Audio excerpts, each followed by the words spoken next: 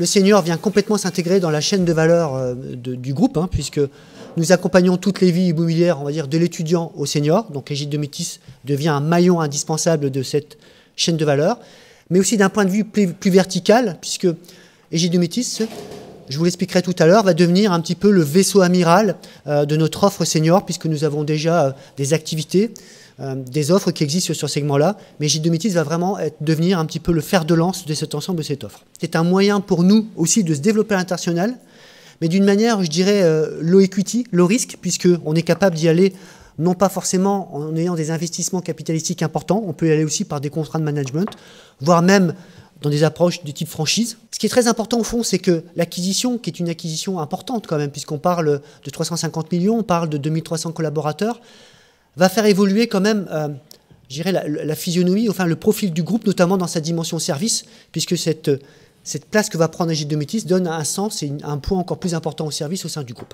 Aujourd'hui, c'est résidence service senior.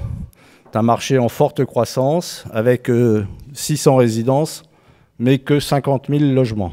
Le chiffre d'affaires, ça c'est intéressant parce que je dirais que souvent dans les résidences gérées, vous avez plutôt une approche très locative et très peu service. On a une part de marché très importante puisqu'elle représente 18% des logements mis à disposition des seniors. Et je pense que cette part de marché va à minima rester identique et voire croître parce que de fait on fait souvent des résidences plus importantes que nos concurrents, de l'ordre de 110-120 logements, là où les concurrents vont plutôt aux alentours de 90-100. Parce qu'on a fait ce pari et ce choix d'avoir des services abordables et des prix abordables. L'âge moyen de nos résidents, ça c'est important, c'est 78-85 ans.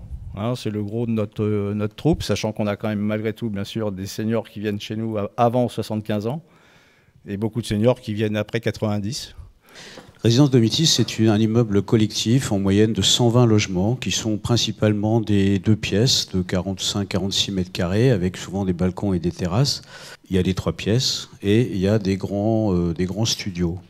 Ces résidences ont ceci de particulier qu'elles sont systématiquement dotées de surfaces importantes alors on n'appelle pas ça des locaux communs, nous on appelle ça des locaux d'exploitation.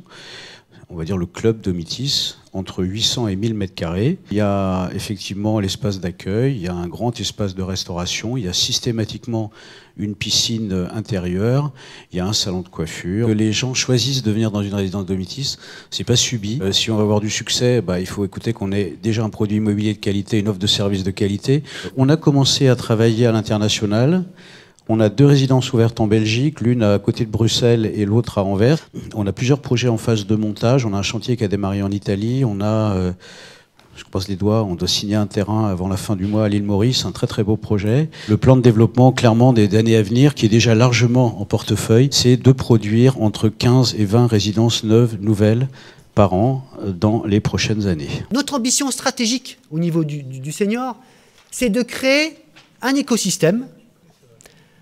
Le maillage de cet écosystème, d'ailleurs, se fera à l'aide du digital, puisqu'on est en train de bâtir des applications qui permettront à la fois aux aidants de faciliter leur démarche administrative ou comptable, mais aussi on aura une offre d'aide à l'arbitrage qui permettra notamment à une jeune veuve de l'aider à arbitrer en termes de bons choix. Est-ce que je reste chez moi? Est-ce que je vais dans une résidence? Quels sont les arbitrages que je dois faire en termes immobiliers?